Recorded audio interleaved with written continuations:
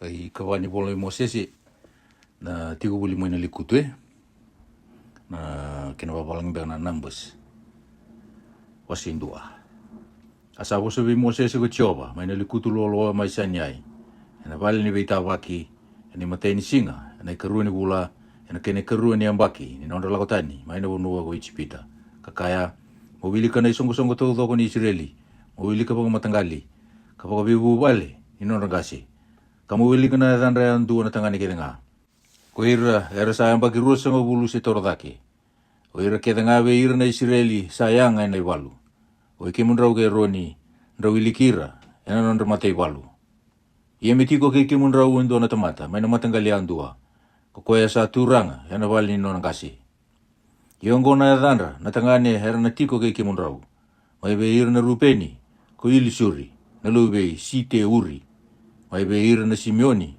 ko silu mieli na lube suri satai mai be ira na Juda ko Nasoni na lube Aminatapi mai be ira na Sakari ko ni Danieli na lube Suari mai be ira na Sepuloni ko Eliapi na lube Eloni mai be ira na lube Josefa mai be ira na Ifremi ko Ilisama na lube Amiute mai be ira na Manasa ko Kamilieli na lube Pitesuri mai be ira na Penjamini ko Epitani na lube Kitioni mai be ira na Tani ko Eieseri na lube Amisaitai mai be ira na Asiri ko Pakieli na lube Okirani mai be ira na Kata ko Eliasafi na lube Tiueli mai be ira na Nafitalai ko Eira na lube Enani o irongo werendingitaki be ira na isongosongo era turanga na be matangali ni nonagase era turanga ni be undolu ni Israeli.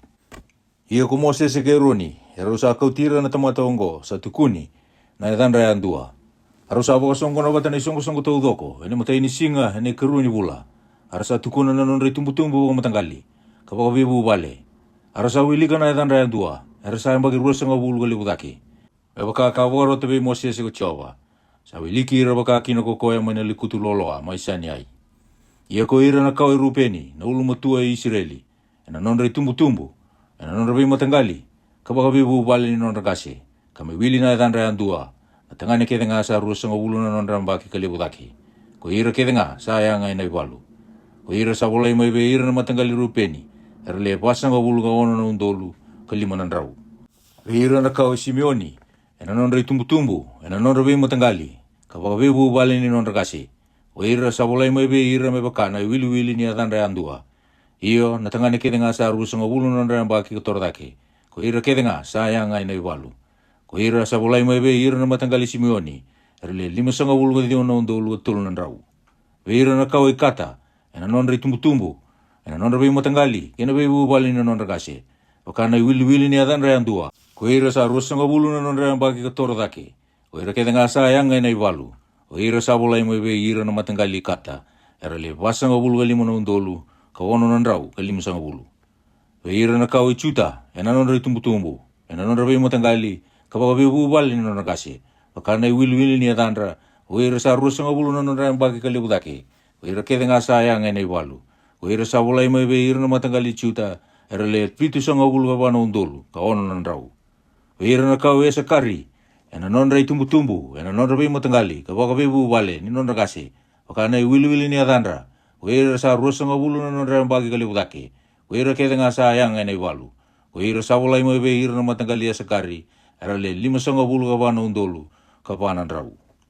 Ira na kaway Sepuloni, ena nonre tumbu, ena nonre be matangali, kapag bubali ni nonre kasi, baka na wili ni adandra, ira sa rusa ngabulu na nonre ambaki kalibudaki, ira kedenga sayang ay naibalu. Ira sa bulay may be ira na matangali Sepuloni, erle 5 ngabulu ka na undolu, kapanan raw.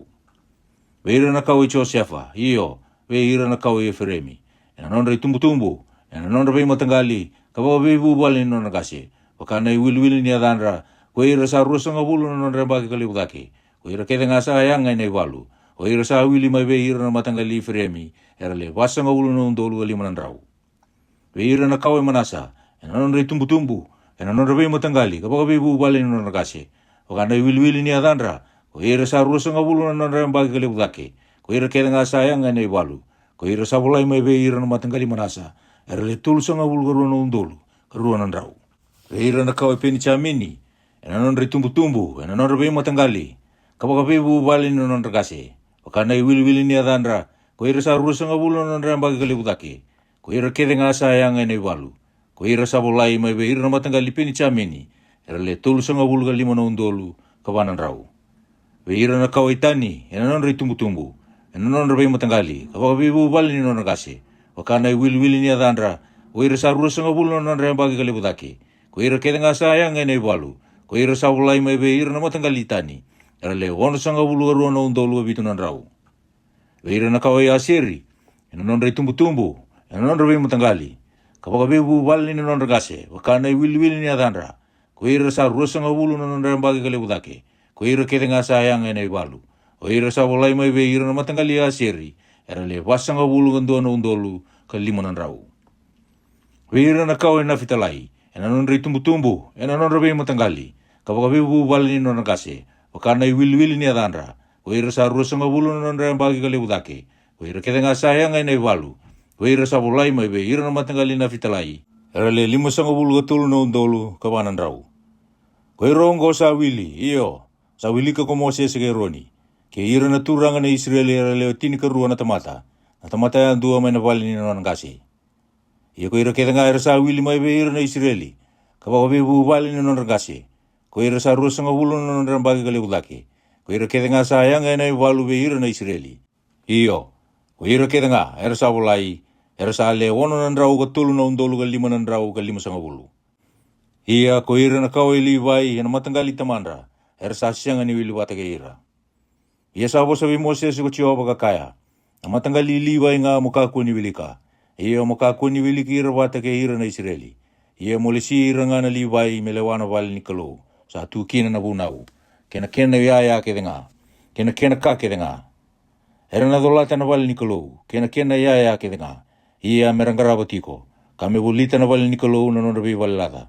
Ia ni sa kau kiliu na wali ni kalau. Mengai sereka ko ira na liwai. Ia ni nanduri tale na wale ni kalau, mera bakang duri ako ira na liwai. Ia kaya bakasa toroba in dua tani, ena bakang matei. Ia ko ira na Israeli, mera daw mbirika na non rabi wale na tamatayan dua, ena non ay tiko-tiko. Kina tamatayan dua, me wale ka kina non kuila, ena non rabi baba koso. Ia ko ira na liwai, me bulita na wale ni kalau, sa tu kina, na bunau.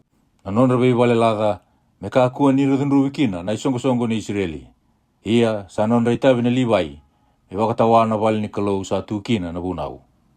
Ara sa kita ka bakakina na Israeli. Iyo, me wakana kakita nga ka wakarote be Moses ko Jehova. Ara sa kita ka bakakina. Wasi rua. Asa bosa be Moses ke rua ni ko Jehova ka kaya. Meratiko ko ira na Israeli. Na tamatayan dua me wale kakina na kuila. Me wakana tawaki, ni wale ni non rakase. Meratiko me doni na wale ni beita waki, me bulita. Iya na kuila ni non retiko-tiko na chuta. Me wakarewa, kina tu idake, waka kina idandra ni mati ni singa, kami non retiko-tiko na beba wako ni chuta. Ia me turanga be ira na luwe chuta, kuna soni, na luwe yamine tapi. Ia, na non e baba koso. Iyo, ko ira sa wili mai be ira. Era le vitu sanga bulu ka pano undolu, ka ono nandrau. Ia me sa tiko bole ka be ira, na matangali e sakari. Ia me turanga be ira na luwe e sakari, koni Danieli, na luwe suari. Ia na non e baba koso. Iyo, ko ira sa wili mai be ira, era le lima sanga bulu ka pano undolu, ka panandrau. Kena matangali sepuloni. Ia me turanga be ira na luwe sepuloni, ko ile api, na luwe eloni. Ia na non e baba koso. Iyo, ko ira sa wili mai be ira, era le lima sanga bulu ka vitu na undolu ka panandrau. Ko ira kede nga sa wili, na non re tiko-tiko na chuta, era le ndua na ndrau, ka walu sanga bulu ka wono na undolu, ka panandrau, era non rebe baba koso. O ira ongo, era na liu, ena lako. Na kuila ni non re tiko-tiko na rupeni, ena ndoni ena deba, ena non rebe baba koso. Ia me turanga be ira na lube rupeni, ko ili suri, na lube site uri. Ia na non e baba koso. Iyo, ko ira sa wili mai be ira, era le wasanga bulu ka wono na undolu, ka lima na ndrau. Ia me tiko bole ka be ira na matangali Simeoni. Ia me turanga be ira na lube Simeoni, ko Silumieli, na lube suri satai. Ia na non e baba koso. Ia ko ira sa wili mai be ira, era le lima sanga bulu ka dio na undolu, ka tolu na ndrau. Kina matangali kata. Ia me turanga ve ira na luve kata. Ko ili asafi na luve riu eli. Ia na none baba koso. Ia ko ira sa wili mai ve ira. Era le vasa ngabulu ga lima na undolu. Ka ono na ndrau ga lima sa ngabulu. Ko ira keda nga sa wili. Na nonre tiko na rupeni. Era le dua na ndrau ga lima sa ngabulu ga dua na undolu. Ka wana ndrau ga lima sa ngabulu. E na nonre ve baba koso. Ia era na kena i karua. E na lako. E na gai lako wata na vale ni vei tawaki. Ke ira na li vai. E na vei mama ni vei baba koso. E wakana nonre tiko. E na wakakina na nonre lako. Ata matai andua e na nonre tikina. Ka vole a kakina nonre kuila. Na kuila ni nonre tiko na ifremi. E na ndoni na ra. E na nonre vei baba koso. Ia me turanga vei ira na luve ifremi. Ko ili sama. Na luve ami ute. Ia na nonre baba koso. Iyo ko ira sa wili mai vei ira. Era le wasanga ulu na undolu. Ka lima na ndrau. Ia me sa tiko vole ka vei ira na matanga lima nasa. Kami turanga ve ira na luve manasa ko kamelieli na luve pita suri. Ia na nonei baba koso. Ia ko ira sa wili mai ve ira. Era le tolu sanga wulu ka rua na undolu. Ka rua na ndrau. Kina matangali peni chamini. Ia me turanga ve ira na luve peni chamini. Ko e pitani na luve kitioni. Ia na nonei baba koso. Ia ko ira sa wili mai ve ira. Era le tolu sanga wulu ka lima na undolu. Ka wana ndrau. O ira keda nga sa wili na nonre tiko na ifremi. Era le ndua na ndrau ka walu na undolu. Ka ndua na ndrau. E na nonre ve baba koso. Ia era na kene katulu. E na lako. Na kuila ni nonre tiko na tani. E na ndoni e na toka lau. E na nonre ve baba koso. Ia me turanga ve ira na luve tani. Ko e seri. Na luve amisatai. Ia na nonre baba koso. Iyo. Ko ira sa wili mai ve ira. Era le ono sanga wulu ka rua na undolu. Ka vitu na ndrau. Ia me tiko bole ka ve ira na matangali a seri. Ia me turanga ve ira na luve a seri. Ko pakieli na luve okirani. Ia na nonei baba koso. Iyo. Ko ira sa wili mai ve ira. Era le wasanga wulu ka na undolu. Ka lima na ndrau. Kina matangali na fitalai. Ia me turanga ve ira na luve na fitalai. Ko e ira. Na luve e nani. Ia na nonei baba koso. Iyo. Ko ira sa wili mai ve ira. Era le lima sanga wulu ka na undolu. Ka wana ndrau. O ira keda nga sa wili na nonre tiko na tani. Era le ndua na ndrau ka lima sanga wulu ka vitu na undolu. Ka wana na ndrau. Era na muri sara. E na lako. Me wakana nonre kuila. O ira ongo era sa wili mai ve ira na Israeli. Kena ve bu vale ni nonre ngase. O ira keda nga era sa wili na nonre tiko. E nonre ve baba koso. Era le ono na ndrau ka na undolu. Ka lima na ndrau ka lima sanga wulu.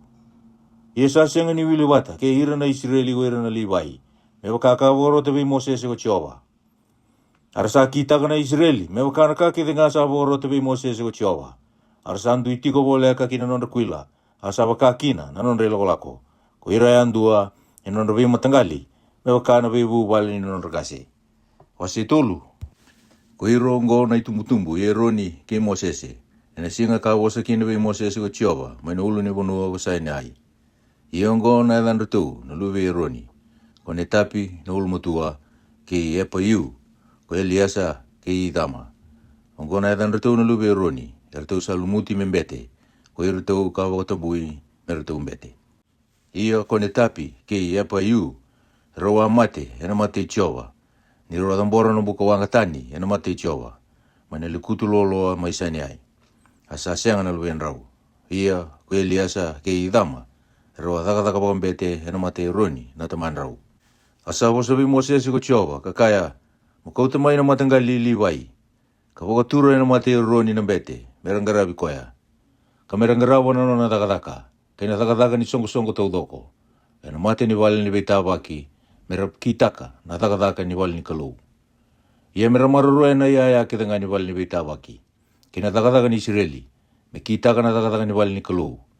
Ia musuli ira, na liwai kiwe roni, ki irau na lubena. Era sa suli sarabua, mai ve ira na Israeli. Ia molesi e roni, ki irau na lubena.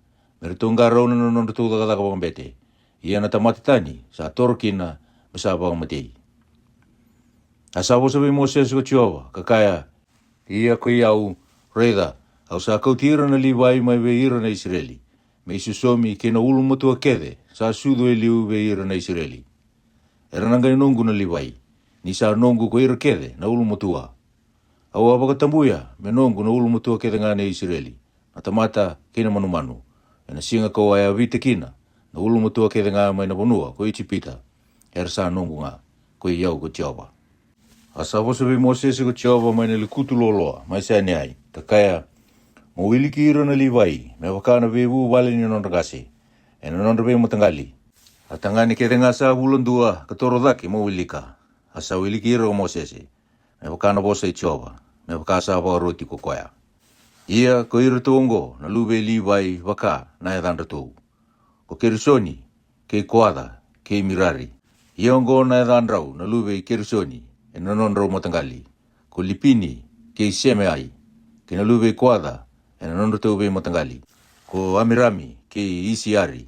Ko Epironi, ke Usieli, ke na lube Mirari, e na nondrau matangali. Ko Mali, ke Musi. O irongo na nondrau be matangali na liwai, waka na buebu wale ni nondragase. Sa tumbu mai be Kerisoni na nondrau matangali na lube Lipini, ke na nondrau matangali na lube Semeai. O irongo na nondrau matangali na lube Kerisoni. O ira sa wili mai be ira, e na kenra wili na tangani ke denga. O ira sa wulandua ka lebu dake, ia ko ira sa wili mai be ira, era sa le vitu na undolu ka lima nandrau. Na nondrau matangali na lube Kerisoni, era na tiko waka kira, e taundako ni wale ni kalou. Ia na turanga ni wale ni nondrangase na lube Kerisoni, ko Eli Asafi na lube Laeli.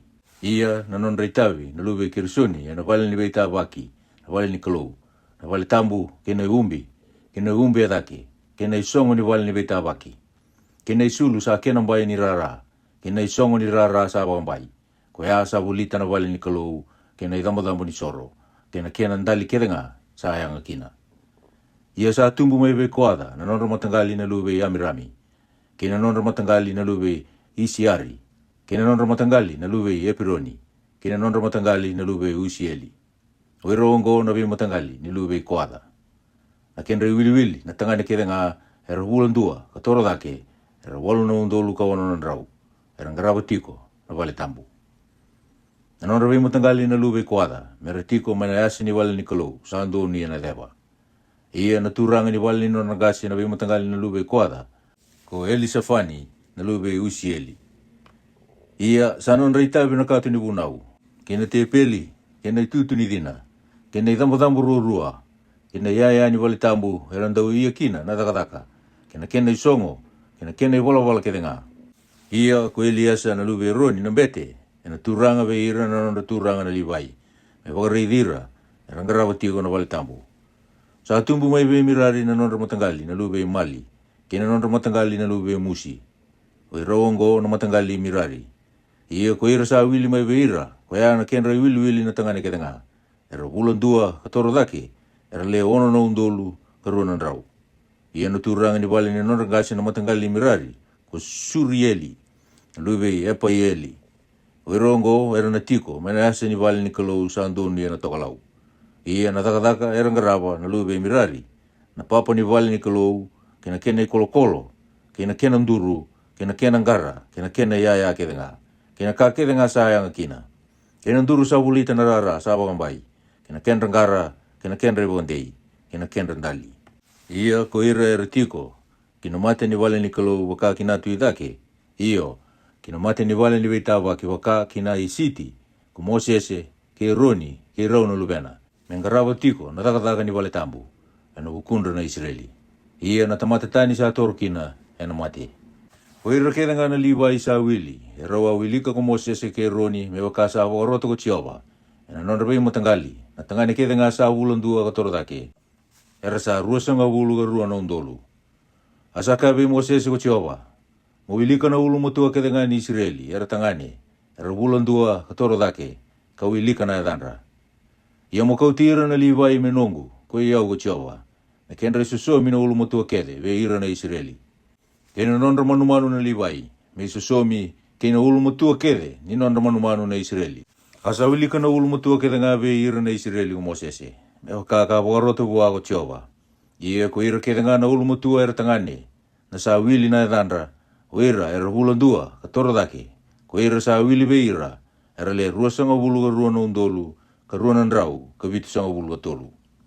Asapo sabi Mosese ko Jehova, ka kaya, mo kauti ira na liwai, me susomi, kena ulu matua, ve ira na Israeli. kena non ramanu-manu na liwai me susomi, kena non ramanu-manu. Arana nongu na liwai, ko iau ko Jehova. Ia ena wukundra era na woli, ko ira na le ruanan rau ka vitu sanga ulu atolu, mai we ira na non raulu motua na Israeli. Era sa sivia na kenra wili na liwai. Mokauta mai we ira e andua e lima na sikeli, me wakana sikeli ni wale tambu mokauta. Indua na sikeli sa tautau wata ke na kera e rua sanga ulu.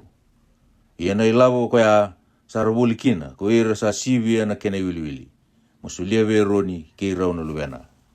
Asa kauta ko Mosese na ilawo sa wuli kina, ko ira sa sivia na kenra wili era sa wulia na liwai. Sa tauro ko koe na ilawo mai we ira na non raulu motua na Israeli.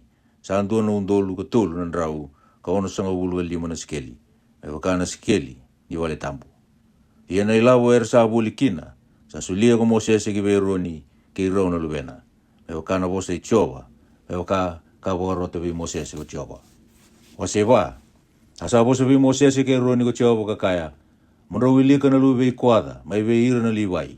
Ena nondra vi mutangali, me wakana vi uwale ni nondra kase. Ko ira era sayamba ki tolu sanga wulu, ka toro dhake me adho vira, sayamba ki lima sanga wulu. Ko ira kede era sayanga, ena dhaka ni wale ni veita waki. Angona nondra itavi na luwe i kuada, ena wale ni veita waki. Na ka tambusara. Ia ni sawara ulako na iwawa koso, menga idhuru kwa ironi, kena luwena. Kaluwata na isongo, ka umbia kina na kato ni vunau. Kativu ka kindelana, na kuli ni bambale, sa iumbi adake. Kamindua na iumbi pelu, taudoko, me kena iumbi. Kandaramaka na kena ibua. Ia mere tivu ka indua na iumbi pelu, kina dela ni tepeli ni mandra indau reidi. Kaviri tu kina na kena ndari, kena itaki, kena sendre, kena mbilo me kena ilivi-livi. Ia na mandra indau reidi, misa tutu nga kina. Merangai tivu ka edake, indua na iumbi kula-kula. Ka umbia talenga ya na kuli ni bambale. Kandaramaka kina na kena ibua. Merangai kauta indua na iumbi pelu, ka umbia na itutu ni dina, kena vei dina, kena ikoti ni dina, kena ndari nindel ni dina, kena bilo keda ngani wai, era kita ka kina, na kena takataka. Ia merangai solenga wata, kena ya keda nga, kina ndua na isole kuli ni bambale, ka sabe naka kina ibua. Ia meretevu ka indua na iumbi pelu, indel ni dambo sa kula, ka umbia na iumbi kuli ni bambale, kandaramaka na kena ibua. Merangai kauta na ya keda ngani takataka, era takataka kina, ena wale tambu, ka viria kina indua na isole pelu, ka umbia na iumbi kuli ni bambale, ka sabe naka kina ibua. Merangai kauta tani, nandrabusa mai na dambo ni soro, ka tivuka kina na iumbi loka-loka. Ia merviri tu kina, na kena ya keda nga, era ndongarava kina. Iyo nandari ni ndeni buka, nangila ni leo ni manu-manu, kena isivi, kena peseni, na ya keda nga ni dambo ni soro. Merangai umbia kede, enandua na iumbi kuli ni bambale, kandaramaka na kena ibua. Ia nirtau sa umbia oti na wale tambu, kena ya keda nga ni wale tambu. Kwe roni, kena luwena, ni sawa raulako na iwawa koso. Merangai tormai na luwe kuada, merdolata yani. Ia meraka kua ni terai ndua na katambu, dera mate. Ongona non ritolo-dola na luwe kuada, mana wale ni veitawaki.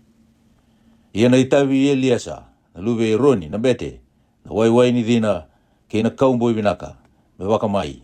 Kena mandrali laukana sa atakatiko nga, kena wai me lumu, me waka raida talanga na wale ni kalau taudoko, kena kakeda nga sa tukina, kena wale tambu, kena ya. Asa apo sabi Mosese ke roni ko Jehova kakaya. Roka aku ni mundu katani, na vei matangali ni non revivu wale na lube kuada, mai vei ira na liwai. Ia, rau kita ka wakongo vei ira, merambula nga, mera kaku ni mate, ni rasa torova na katambu sara. Meduru manda koe roni, ke irau na lubena, kalisia na non reitabi andua, ke na non reikau-kau. Ia mera kaku sara ni duru kina, mereida ni sa umbitiko na katambu, dera mate. Asabo sabi Mosese ko Jehova kakaya, mawili ka talaga na lube Kersoni, me waka na vebu wale ni non rangase. Kawaka matangali, ko ira sa tulu sanga wulu na non rambaki kalibudake. Ka edo ira sa limu sanga wulu na non rambaki, mawili ki ira. Ko ira kede sa ya ngai na takataka, ena wale ni veitawaki. Ongona non reitabi na non rabe matangali na lube Kersoni, me rabe ngarabi, ka mera dola-dola. Ia era na dolata na isulu ni wale ni kalou, ke na wale ni veitawaki, na kene umbi, kene kuli ni bombale, sai umbi yadake, kene song ni vale, ni veita waki. Kene sulu sa ambai ni rara, kene song ni katumba, ni rara sa wakambai. Ko ya sabulita, na vale ni kalou, kene dambo ni soro, kene kendandali, kene yaya kedenga, sa daka kina nono daka. Kene ka kedenga sa daka kina, menon reitabi. Melo ako roni, ke rauna lubena nonon reitabi kedenga, na lube kersoni. Ena non reitolo kedenga, kene non daka kedenga. Ia, do lewabe ira non reitolo kedenga, merang grava. Ongono non reitabi, non rebe matangali na lube kersoni, ena vale ni veitawaki. Ia, melewana non daka, ko idama na lube roni na bete. Ko ira na lube mirari, mobiliki ira baka matangali, kapaka bebu vale non rakase. Ko ira sayang baki tulu sanga bulu ketordake, ka dobi ira sayang baki 5 sanga bulu. Mobiliki ira, ko ira kere ngasa baka itabi ena daka, ni vale ni veitawaki. Yongo sa non reitabi, ena daka kere nga ena vale ni veitawaki. Meradolata na papa ni vale ni kalou, kene kolo, kene duru, kene ngara. Kene duru ni bai sa ulia na rara, kene ngara, kene bagandei, kene randali, kene yaya kedenga, kene bola kedenga. Ia, do buta na yada ni yaya, sa non reitabi meradolata. Ngono non reitabi, na non rebe matangali na lube mirari. Iyo, na non reitabi kedenga, ena vale ni veitawaki, kameloa ko idama, lube roni na bete. Ia ko Moses ke roni ke ira na turanga ni songo. Rasawili ki ira na tangani mai be ira na lube koada, waka matangali. Ka waka bebu vale ni non rakase. Uira sayang bagi tulu sanga bulu ka toro dake, ka do vira sayang bagi 5 sanga bulu. Uira ke tenga sayang ena daka kina vale ni veitawaki. Ia ko ira sawili be ira, ena non rebe matangali, sale rua na undolu ka bibitu nan rau ka 5 sanga bulu. Uirongo sawili, ena non rebe matangali na lube koada. Uira kere nga sa daka, ena vale ni veitawaki. Uira sawilika, ko Moses ke roni, me wakano wasa ichova be Moses. Ia ko ira sawili be ira na lube kirsoni, waka matangali, ka waka bebu vale ni non kasi. Uira sayang bagi tulu sanga bulu ka toro dake, ka do vira sayang bagi 5 sanga bulu. Uira kere nga sayanga, ena daka, kina vale ni veitawaki. Iyo, ko ira sawili be ira, ena non rebe matangali, ka waka bebu vale ni non kasi. Era sale ruano undolu ka ono nan rau ka turu sanga bulu. Uirongo sawili, ena non rabi matangali na lube kersoni. Uira kere nga sa daka ena vale ni veitawaki. Uira sawili ka Moses ke roni, me wakana i wakaro i Jehova. Ia ko ira sawili be ira na non rabi matangali na lube mirari. Waka matangali, ka waka bebu vale ni non rakasi. Ko ira sayang bagi tulu sanga bulu si toro dake. Ka do ira sayang bagi 5 sanga bulu. Uira kere nga sayang ena daka, kina vale ni veitawaki. Iyo, ko ira sawili be ira ena non rabi matangali. Era sale tulu na undolu ka ruanan rau. Uirongo sawili, ena non rabi matangali na lube mirari. Ko ira sawili ka Moses ke roni, me wakana wasa ichova, ena ngusi Moses. Ko ira kere nga sawili be ira na Livai. Ko ira sawili ka Moses ke roni, ke ira na turanga ni Israeli. Ena non rabi matangali. Kapaka bebu vale, ni non rakase. Ko ira sayang bagi tulu sanga bulu si toro dake, ka do ira sayang bagi 5 sanga bulu. Ko ira kete nga sala king garabo na daka, kang garabo na dola, ena vale ni veitawaki. Iyo, ko ira sawili be ira, era sale 8 na undolu ka 5 nan rau ka 8 sanga bulu. Era sawili, ni sale wa ko Moses, me wakana bosa i Jehova. Ko ira andua me wakana nona daka, kena nona i dola. Ia sawili ki ira wakongo ko Moses, me wakana i wakaro i Jehova, be Moses. Wase 5. Asa bosa be Moses ko Jehova ka kaya. O wakarota be ira na Israeli, mera kau tira tani, mai na itiko ko ira na buka kedenga. Ke ira kedenga sa turi, ke ira kedenga sa sianga ni sawa, na buku ni mate. Do kau tani na tangane, kena leo talanga. Do kau ta kina imbili ni tiko. Mera kakua ni wakantukuntu kalitaka, na non re tiko. Koya kau sa tiko kina. Arsa kita ka baka kina na Israeli. Kau tira kina imbili ni tiko. Me wakakakabe Moses ko Jehova. Ersa kita ka baka kina na Israeli. Sabo sa talaga be Moses ko Jehova ka kaya. O kabe ira na Israeli. Ke sa andua na tangane, sindua na lewa sa kita ka indua na ibola da. Sa andau kita ka na tamata. Me tala kina be Jehova. Asa tala na tamata ko ya. Merang kay tukuna na non ibola da. Ersa ta kaba. Kami so mo kedo ko koya na non na takatala. Ka kuria nandua. na kena wasi ni sa wasi lima. Kasulia bua sa takadala kina. Ia ka baka sa sianga na wekana, me sau makina na takadala, me ngai kau bechiova, na isau ni takadala, ka me nona na bete. Kena sipi tangani talanga me imbulu-bulu, ena ia kina na bembuluti ena bukuna. Kena imandrali labelabeti ke tanga, ma ina nona ka tambu ke tanga na Israeli, era kauta bua na bete ena nona nga. Kena kasa abu katambu ena tamata andua, ena nona nga. Akasa sulia na tamata andua bua na bete, ena nona nga. Sabo sa talanga be Moses ko chiwa kakaya, mabosa be ira na Israeli kakaya, jaba kasai bola-bola da na watina indo na tangane, asa mo de kaya indo na tangane, asa sianga ni kila na watina tangane, kasa buni nga, asa ba kanduku kalitaka ko koya, kasa sianga itukuni koya, kasa sianga itora, asa rawa na tangane na bubu, kasa bubu taka na watina, iya sa ba kanduku kalitaka na elewa, sa bubu taka na watina, ni sa sianga ni ba kanduku kalitaki. Mengai kauta na watina buana bete na tangani waya. Kami kauta talanga menona imandrali na elewa. Ndua na wameri mandrai parilen roka. Meka kuni liwi kina na wai kukoya. Sibiri taka kina na ndrenga me bakamai. Ni sa imandrali ni bebu buta ongo. Na imandrali ni baka numi. Me baka numa na takatala. Ia na bete na kauta na elewa boleka. Ka baka tura na matei choba. Mengai kauta na wai tambu na bete. Ena ndua na bilongele. Me kauta talanga na bete, mai na rabu kasi, sa koto, ena rarani wali ni kalou, kaviria kina wai. Ia koko ena bete, me wakatura na elewa ena matei chowa, kaluwata na isala, mai na uluna na elewa, kasulia kina lingana na imandrali, ni waka na numi, koya na imandrali, ni veibubu taki. Ia me taura tu ngai lingana na bete na wai nganga, sa iado ni dunru. Ia, me wakamumbulu itaki koe na elewa, koko ena bete, kame kaibua, e waka sa sianga na tangani na rusa mo de watakaya. Ke waka ko sa sianga telanga, ni buta na otimu, o waka ntukuntu kalitagi ko kei na tangani tani. Mungai kakua ni da, ena wai nga ngongo, sa ipagaya doyado ni dunru. E ke waka ko sa lao tani mai buana otimu, e ke waka ko sa waka ntukuntu kalitaki, ni rusa mo de watakaya, indo na tangani tani. Mengai waka mbumbulu itaka na elewa, ko koe na bete, ena vei watunaki, me dunru bikina. Kamekai buana elewa na bete, me lewabe iko ko chiova, munda uda buti be ira na kainomu. Ni sa lewabe iko ko chiova, me buda na sangamu, ka me bubudi na kitemu. Ia na wai ongo sa ibagaya dado ni dunru, ena duruma na kitemu, me bubudi kina. Ka me buda na sangamu, me nangaikai na elewa, emeni. Mengai bola na bose ni be dunru biongo, ena ibola koya na bete. Kambu koda tale, ena wai nganga. Ia na bangunuba na elewa kokoya, ena wai nganga sa ibagaya dado ni dunru. Ia na wai ongo, ena durumi koya, ena ngai nganga mai. Me taura talanga na imandrali ni bebubu taki na bete, mai na lingana na elewa. Kaya lobaka na imandrali ena matei chowa, katambora ena ndela ni tamu ni soro. Mengai akuta so mai na imandrali na bete.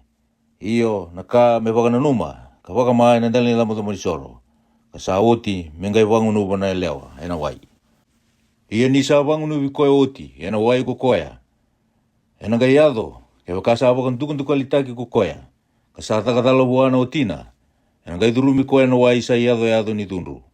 Karanganga mai, kana bubudi kina na ketena, kana buda na sangana.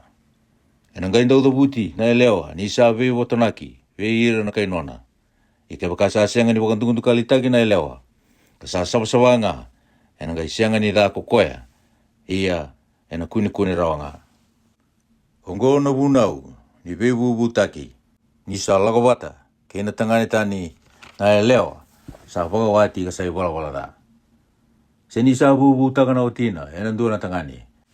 Mengai wagaturi, ena matei chioba na elewa, kame takaba bua me waka na bunau tau doko ongo, ko koe na bete. Sana ngai sianga ni dala na tangani, ena ka ongo, kana dundrubi nga na elewa ongo, ena nona wala da. Wase ono, asa bosa be Moses ko chiova. O bosa be ira na Israeli, ka be ira, ke sa mbumbulu yendo na tangani, sindo na elewa. Me sa tawasi kina, me tawasi koya mene chiova. Mengai tambu waini kina yang gona kede ko koya. Me ka kuningunubu na waiwiwi sa daka, ena waini. Se sa daka ena yang gona. Me ka kua talanga ningunubu na waini buoni waini. Me kua talanga ni kania, na buoni waini sa andokan roka, se sa singani. Ena be singa kede ngani nona tawasi tiko, me ka kueni kania ko koya, indona ka sa daka, ena waini. Mana sorena kaya dhoba na kulina. Ena veisinga kede nga sa mbumbulu ikina me tawasi, me ka kueni terana uluna indona itasi. Ena tambunga ko koya, ka me oti manda na veisinga kede nga sa tawasi koya kina, me nei Jehova. Me laiva ko koya na ni uluna, me tumbu tiko me mbalabu. Me ka kueni torova, indona yango sa mati ko koya. Ena veisinga kede nga sa tawasi koya kina, me nei Jehova. Me ka kueni wakatau sabasabata ki koya, ko koya ena huku itamana se tinana. Ena huku ni tuakana se te dina, se nga nena, ni sa mati endua veira. Ni sa toka ina uluna na kasa tawasi kina ko koya, me nona na kalu. Sa tambu ko koya me nei Jehova, ena veisinga kede nga sa tawasi kina ko koya. Ia ke wakasa lele kitaki endua na tamata, ni sa tiko bolega boa. Kasa wakatau sabasabata ki, na uluna sa tawasi kina ko koya. Menanga te sia na uluna, ena singa sa wakasawa sa wata ki kina. Iyo, me te sia na kawitu ni singa. Ia na kawalu ni singa, me kauta e rua na songe, si rua na luvi ni rube, ua na bete, kina katumbu ni wale ni beita waki. Ia me wakatambora e ndua ko koe na bete, me isoro ni wala da, kina ika rua, me isoro kama, me soro waki koya, ni sa dhala, ena huku ni mate. Ia me wakatambua na uluna, ena singa koya. Ia me wakatambua ko koya, me nei Jehova na veisinga ni nona tawasi. Ka kauta indua na lami tangane, sa yambak indua me isoro ni takadala. Ia na veisinga e liu sa sianga ni wili, ni sa wakatawa sama ataki na nona tawasi. Ia ongo na lewa e na wukuna, sa tawasi koya, ni sa oti na veisinga sa tawasi kino ko koya. Me mai kau ko koya, kina ka tumbu ni wali ni veita waki. Ka wakatambora na nona imandra li Jehova. Indua na lami tangane, sa yambak indua sa sianga na Canada, me isoro kama. Kandua na lamia lewa, sa yamba kindua, sa sianga na Canada, me isoro ni wala da. Kandua na sipi tangane, sa sianga na Canada, me mandrali ni bebi na kati. Ia, kandua na su mandrai, sa sianga ni wakale veni. Kasona keki, ni mandrai nroka binaka, sa ve waki wata, kena wai. Kena keki mamare sara eso, sa sianga ni wakale veni, sa mboro, ena wai. Kena mandrali laukana, kena mandrali liberaki. Ia me kauta na vei kaongo na bete, kina mate Jehova. Ka wakatambora na nona isoro, ni wala da, kina nona isoro kama. Ia me wakatambora ko koe na sipitangane, me mandrali ni bebi na kati, ve Jehova. Kena isu mandrai sa sianga ni wakale veni. Me tambora talanga na bete na kena mandrali laukana, kena mandrali liberaki. Ia me gaite sia na uluna, sa tawasi kino ko koya, sa tawasi koya. Mana katumbu ni wale ni veita waki. Ka kauta na ndrau ni uluna sa tawasi kina. Kambiuta kino bukawanga, ya ruku ni mandrali, sa dambori, mekani bebi na kati. Menga kauta na bete na tambo ni sipi tangane, sa sanga tu. Kandua na keki, sa sianga ni wakale veni, may na isu. Kandua na keki mamare sara, sa sianga ni wakale veni. Kasulia kina lingana sa tawasi ikoya, isa tasia oti na uluna, sa tawasi kina. Menga yalo waka na bete, me isoro, yalo waki yana mate Jehova. Ongo sa tambu, me kena na bete. Kena serena sa yalo waki, kena tambana sa labelobeti. Kaoti, sa ngaitaro bua ka tawasi ikoya, mengun waini. Ongo na lewa, ena bukuna sa tawasi ikoya, ni sa mbumbulu yoti. Iyo, na nona imandra li Jehova, ena huku ni nona tawasi, kame sa kena ikuri talenga, na kasa rawa bua. Me wakana nona mbumbulu iko koya, me kita ka waka kino ko koya, me wakana lewa ni nona tawasi. Asawo sabi mo siya ko Jehova, kakaya, Obosa be roni, ke rau na lubena, kabaka, me waka ongo na numundo obosa wakalunga tataki ira na Israeli, dau kai be ira, me wakalunga tataki kemuni ko Jehova, kamararui kemuni. Me dilabi kemuni na mate Jehova, kame aloloma be kemuni. Me waka na mate be kemuni ko Jehova, kasulia be kemuni na wakadengu. Ia, erna dabuta na dangu be ira na Israeli, ia, kano wakalunga tataki ira. Ose vitu, asa yado ena singa sa wakanduri atake o tikina na wale ni kalogo Mosese. Kalumuta, kawakatambuya, kena ia kedenga. Kena idamudambu ni soro, kena ia kedenga. Kalumuta, kawakatambuya. Era sanga ikau te so na imandrali, koeira na turanga ni Israeli. Koeira ka liu, hena bebu wale ni nonragase. Era turanga ni be matangali. Kasalewa ira, era sa wili. Iyo, era sa kauta na nonra imandrali, kinamate Jehova. E ono nang gingini au sa wakaumbi, katini ka rua na pulmakau. Indua nang gingini au sa nonrau, hele rua na turanga. Kasaya andua na nonra pulmakau. Ara sa kau ta kinamate ni wale ni kalou. Asa ko sabi Moses ko Jehova kakaya. Motoru mai beira. Meanga ina takataka ni wale ni beitawaki. Ia musulia beira na liwai. Beira na tamatayan dua merota na no takataka. Asa ko tenangging giniau. Kena pulma kau ko Moses. Kasulia beira na liwai. Erua nangging giniau. Kawana pulma kau sa sulia ko koya. Beira na luwe kirsoni. Merota na no takataka. Kawana nangging giniau. Kawalu no pulma kau sa sulia beira na luwe mirari. Merota na no takataka. Melewa ko idama na luwe roni na bete. Ia sa senga ni sulia endua ko koya be ir na luwe ko ata. Nira sa anto dola tanga na kasa anon raitavi ena vale tambu. Ia ko ir na turanga. Era kau tanaka me baka tambu ikina na idamudambu di soro ena singa sa lumuti kina. Iyo sa kau to ko ir na turanga na non remandrali kina mati ni idamudambu di soro. Asa ka be Moses ko Jehova mera kau tana non remandrali na turanga yang dua ena non singa. Me baka tambu ikina na idamudambu di soro. Ia una soni, na luwei Aminatapi, na matanggali chuta, sa kauta na nonay mandrali, na matay ni singa. Ia na nonay mandrali, sa anduan ng dari siliwa. Kaya na bimbi, anduan ng raw katul sa ngagulo na sikeli. Anduan ng bilo siliwa, sa habito sa ngagulo na sikeli. E baka na sikeli, ni wale tambo. Sa sinay ruwa-ruwa, na mandrali raw kami naka, sabi wagibata, kaya na wayway, may mandrali laukana. Anduan na itaki koula, etini na sikeli. Sa sinay, na kambo ibinaka. Endo na puluma kau sangone, endo na sipitangane, endo na lamitangane sayang bagindua, may soro kama. Endo na metangane, may soro ni wala da. Karuan na puluma kau, elima na sipitangane, elima na metangane, elima na lami sayang bagayandua. Metambori may mandrali ni bebe nakati. Anggo na mandrali, inasoni, naluwe yamin natapi. Enay karuan ni singa, sa kauta na mandrali ko ni Danieli, naluwe suwari, nanonaturang na yasakari. Sa kauta ko koya, menonay mandrali endo na dari siliwa. Kena bimbi endo nan rau katul sa ngabulu na sikeli. Endo nan bilo siliwa, sa vitu sa ngabulu na sikeli. E baka na sikeli ni wale tambo. Sa sinay ruwa na mandrain roka minaka, sabi wagabata kena wayway, may mandrali laukana. Endo na itaki kola, etina na sikeli, sa sinay na kambo binaka. Endo na pulma kau, sa ngone, endo na sipitangane, endo na lamitangane sa bagindua, may soro kama. Endo na metangane, may soro ni wala da. Karuan na pulma kau. Elima na sipitangane, elima na metangane, elima na lamitangane sa bagayandua. Metambori, may mandrali ni bebe nakati. Ongo, na mandrali na Danieli, na luwei suwari. Anay katulong ni singa, ko ili api, na luwei eloni, na naturanga na luwei sepuloni. Ano na mandrali, sa anduan ng dari siliwa, kena bimbi, anduan ng raw katulong sa ngabulo na sikeli. Anduan ng bilo siliwa, sa habito sa ngabulo na sikeli, e baka na sikeli ni balitambo. Sa sinay ruwa, na mandrain roka binaka, sabi wagibata, kena wayway, may mandrali laukana. Enduan na itagi kola, itina na sikeli. Sa sinay, na kambo binaka. Enduan na pulma kau sa ngone. Enduan na sipitangane, enduan na lamitangane sayang bagindua, may soro kama. Enduan na metangane, may soro ni wala. Karuan na pulma kau, elima na sipitangane, elima na metangane, elima na lamitangane sayang bagayandua. Sa tambori, may mandrali ni bebe nakati. Anggo na mandrali, ili api, naluwe eloni.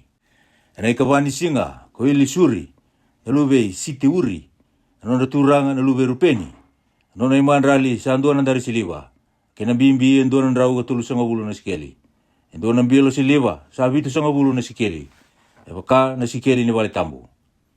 Sa sinay ruwa na mandrain roka minaka, sabi wagabata kena wayway, may mandrali laukana. Anduan na itagi kola, itini na sikeli, sa sinay yan nakambo binaka. Anduan na pulma kau sa ngone, anduan na sipitangane, anduan na lamitangane sayang bagindua, may soro kama. Anduan na metangane, may soro ni wala da. Karuan na pulma kau, elima na sipitangane, elima na metangane, elima na lamitangane sayang bagayandua. Sa tambori, may mandrali ni bebe nakati. Ongo na mandrali, iili suri, naluwe siti uri. Anay kalima ni singa, ko silumieli, naluwe suri satay. Ano na turanga naluwe Simeoni. Ano na mandrali, sa anduan ng dari siliwa. Kena bimbi, hinduan ng raw katul sa ngabulo na sikeli. Hinduan ng bilo siliwa, sa habito sa ngabulo na sikeli. E baka na sikeli ni wale tambo. Sa sinay ruwa, na mandrain roka binaka, sabi wagibata kena wayway, may mandrali laukana. Hinduan na itaki kola, itini na sikeli. Sa sinay yan kambo ibinaka. Hinduan na pulma kau sa ngone, hinduan na sipitangane, hinduan na lamitangane sayang bagindua, may soro kama. Hinduan na metangane, may soro ni wala da.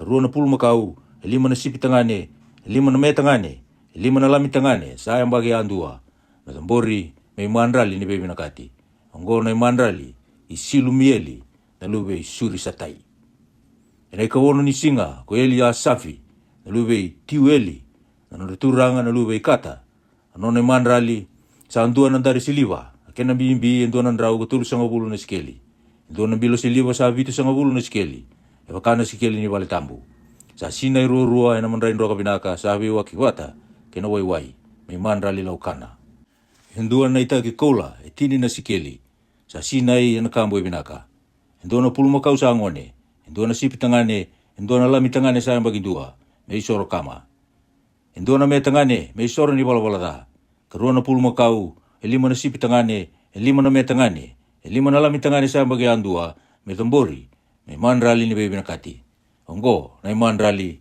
ili asafi na lube tiweli ina kavitu ni singa ko ili sama na lube ami ute na turanga na lube Efremi ano na mandrali sa andua na dari siliwa akena bimbi endo na rau ko sanga bulu na sikeli endo na bilo siliwa sa vitu sanga bulu na sikeli e wakana sikeli ni vale tambu sa sinai rua ina mandrain roka binaka sa vi wa kibata kena wai may mandrali laukana endo na itaki kola e tini na sikeli sa sinai ina kambo binaka endo na puluma kau sa ngone endo na sipi tangane endo na lami tangane sa bagindua may sor kama endo na me tangane may sor ni wala da karuo na puluma kau lima na sipi tangane lima na me tangane lima na lami tangane sa bagi andua me tambori may mandrali ni baby nakati ongo na mandrali ili sama na lube yami ute ene kawalu ni singa ko kamelieli na lube pita suri ano turanga na lube manasa ano na mandrali sa andua na dari siliwa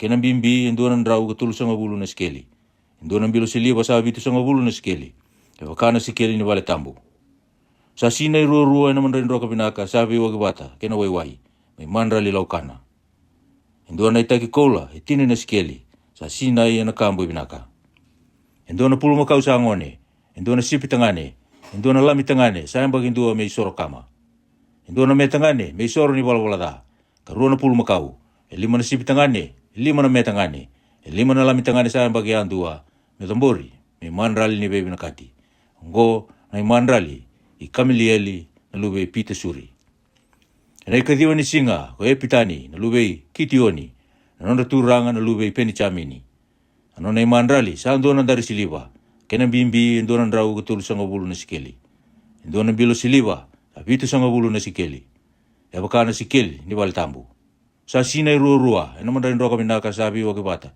kena wai may mandrali laukana endo na itaki kola e tini na sikeli sa sinai na kambo binaka endo na puluma kau sa ngone endo na sipi tangane endo na lami tangane sayang bagindua may soro kama endo na me tangane may soro ni wala da karuo na puluma kau lima na sipi tangane lima na me tangane lima na lami tangane sayang bagi andua me tambori may mandrali ni baby nakati ongo na mandrali i epitani lube kitioni ena ikatini ni singa ko eseri lube kamisatai ano turanga na lube tani ano na mandrali sa andua na dari siliwa kena bimbi endo na rau ko sanga bulu na sikeli endo na bilo siliwa sa vitu sanga bulu na sikeli e wakana sikeli ni wale tambu sa sinai rua na mandrain roka binaka sabi wa kibata kena wai may mandrali laukana endo na itaki kola e tinig na sikeli sa sinai na kambo binaka endo na puluma kau sa ngone endo na sipi tangane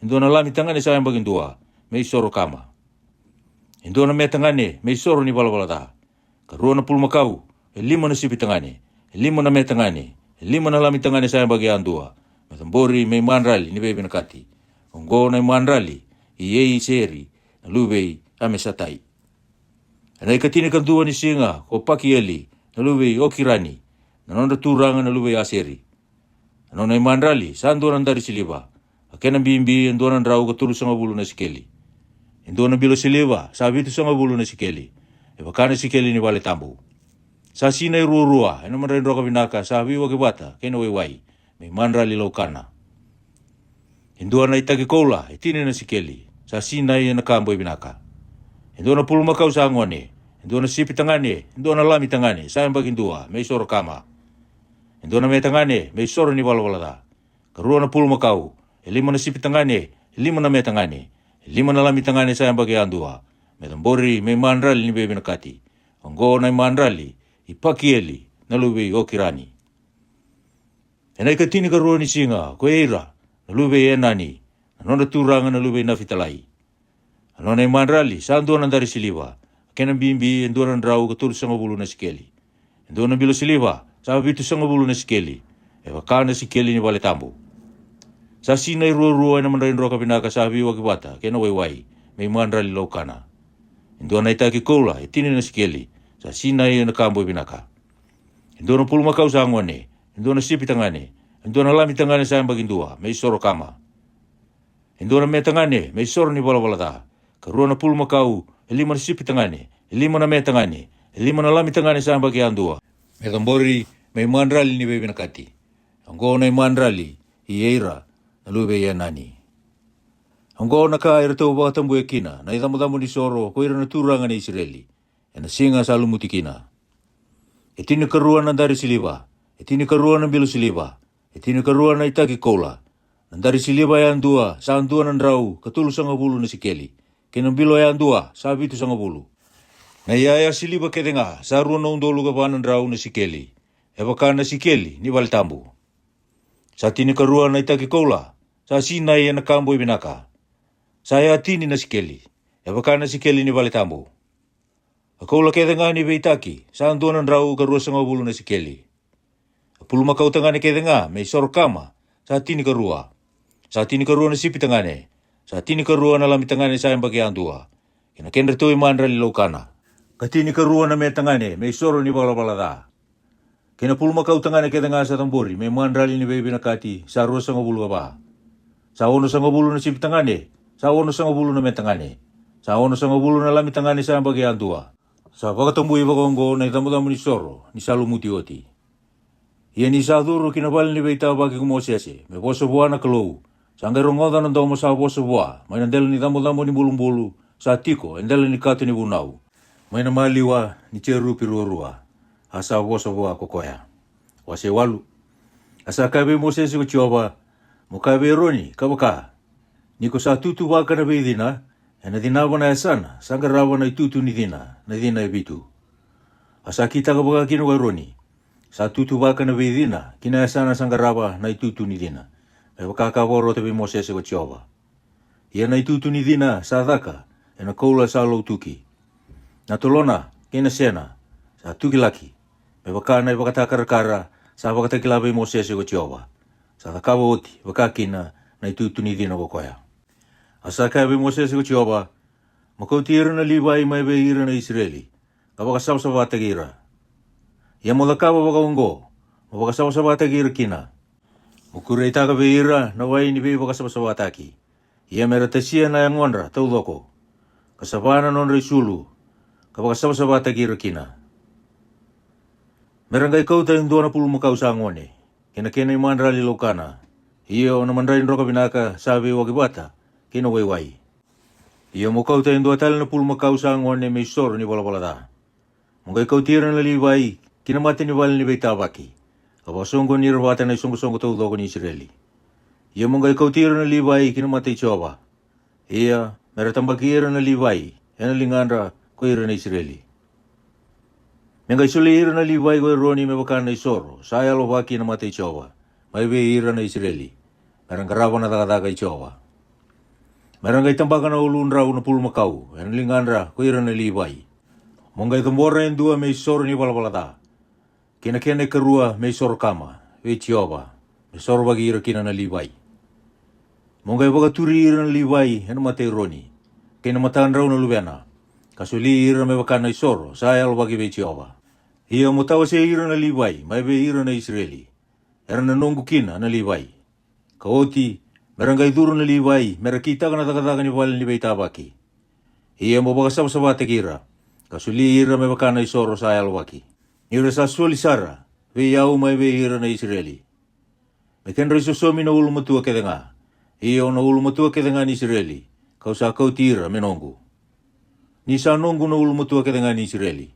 Na tamata kinamanu-manu ya baiba, awa wakatambu ira menonggu, ena singa kau ya viti ira kedekina na ulmatua ni wanua ko ichipita. Ia kausa kautira na liwai. Me kenra suso mina ulu mutua ke dengan Israeli.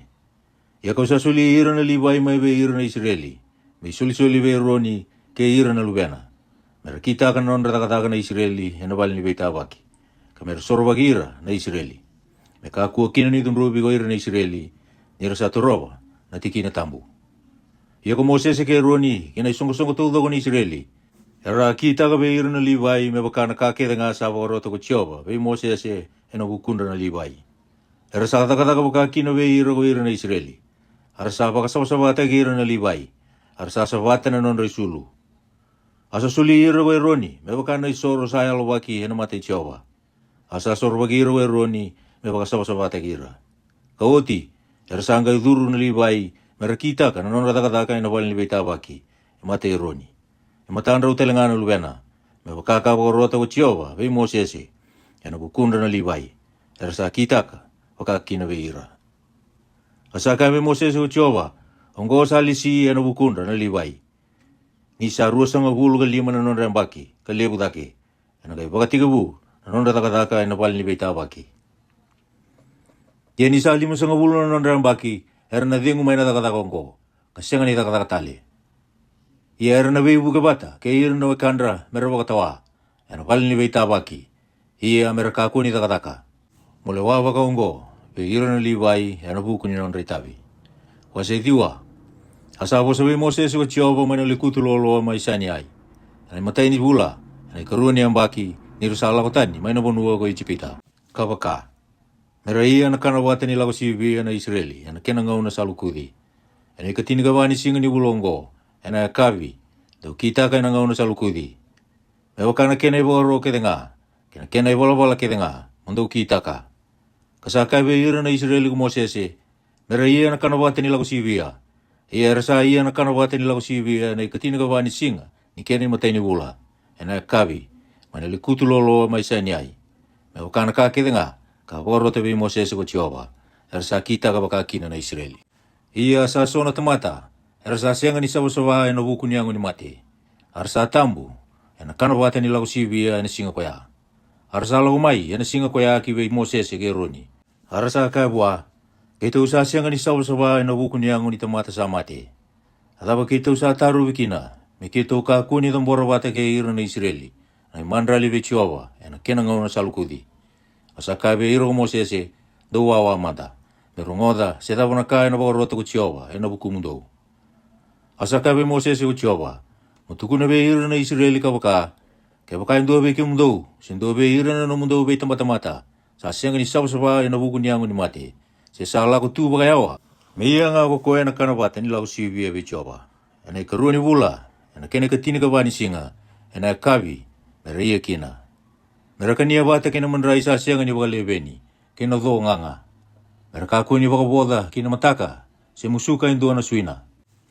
Mera muria nga na ibaga roke nga sa ambale, kinakana bata ni lau sivia. Ia na tamata sa saba, kasasya nga ni lau tuba kayawa. Kasambesi niya na kanabata ni lau sivia, na tamata ko ya, na tawasi tani be ira na kainona. Ni sasya nga ni kautamay na imandra libi Jehova, na kena nga una sa lukudi. Ena dunrubi na tamata ko ya, na no na ibalabala. Ia ke baka sa ati ko bulangi kay kimundo, indua na kaitani, asa iya na kanabata ni lau sivia be Jehova. Miya nga ko koya. Wakana ibaga ro ke na kena ibalabala ni kanabata ni lau sivia. Mendua nga na kena ibaga ro be kimundo, be kuasa bulangi, ke kuasa ito kei. Ia na singa sa abang-duri ke kina na bali ni kalu. Sangga umbia na bali ni kalu no. Iyo na bali ni bunau. Ia sa ati ko na bali ni kalu na kabi, kasinga baka. Kasabaka na buka wanga na kena irerai. Sabaka ati ko nga kina, na o sa umbia na singa. Kasabaka na irerai ni buka wanga na bongi. Ia ni sa kautake na o may nadala ni bali tambu. Era sangga itabutu na Israeli. Ia ena ponua na tuwa kandu kina na o. Era sa ati ko kina na Israeli. Na bosa i Jehova, era sa alako kina na Israeli. Na bosa talenga i Jehova, era sa ati ko kina. Na beisinga kete nga sa ati ko kina na o nadala ni bali ni kalau. Era sa ati ko nga. Ia ni sa ati ko bunga na o nadala ni bali ni kalau. Era sangga i wakambauta na ka, salisia ko Jehova ko ira na Israeli. Karsa sianga ni lako.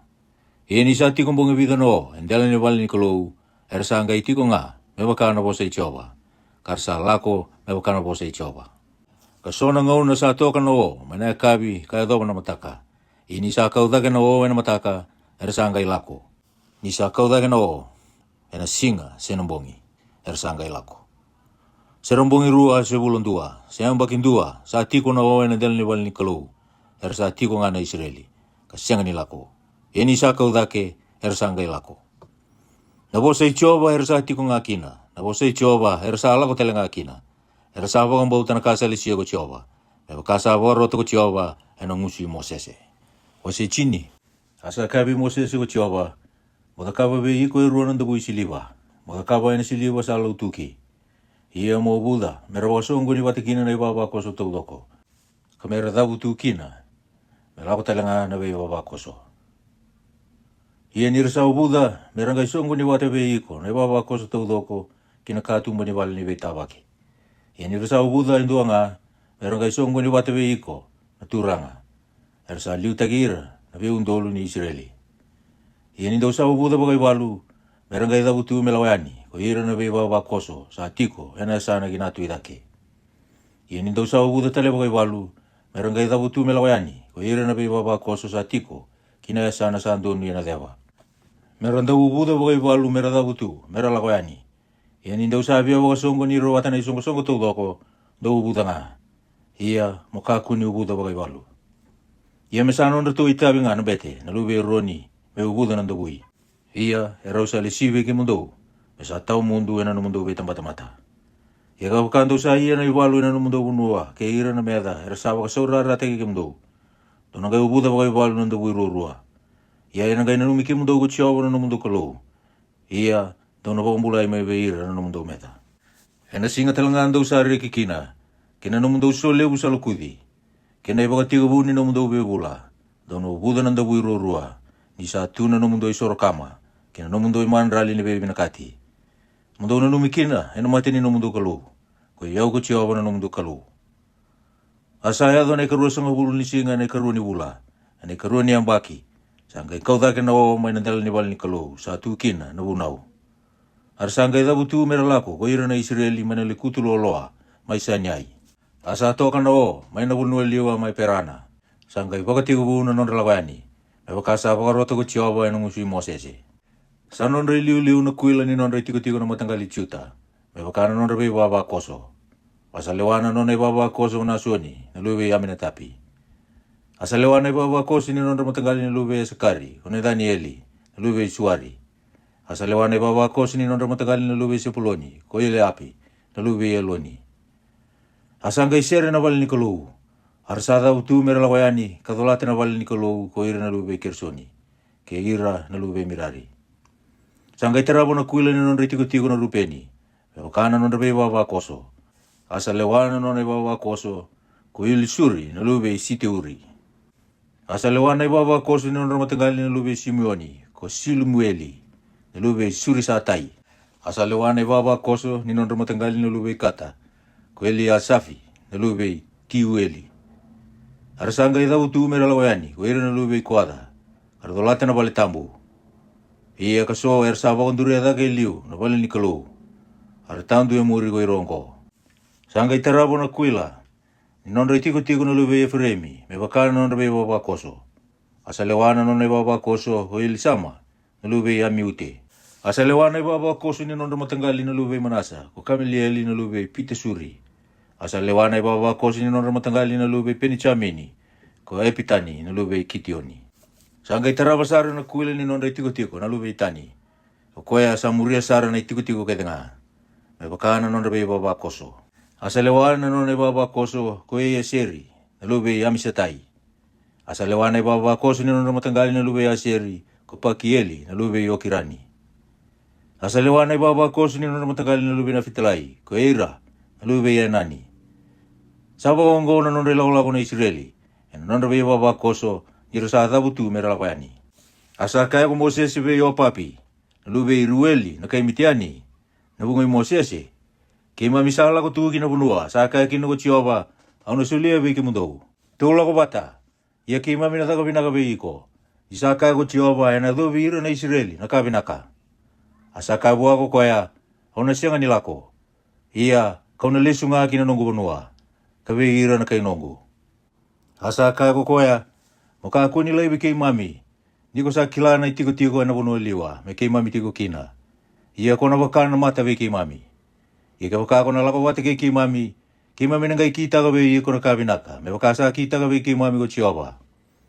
Arasa lako tani mai na ulu ni vono i Jehova, ka lako tu kamboki tolu. Asa liu tagi ira tiko na kato, ni ve ala ti Jehova, ena ilako lako ena bongi tolu. Mengarana sana, mera waka dingu kina. Ia ni rasa lako tu yani mai na tiko, sa warurungi ira ena singa na oi Jehova.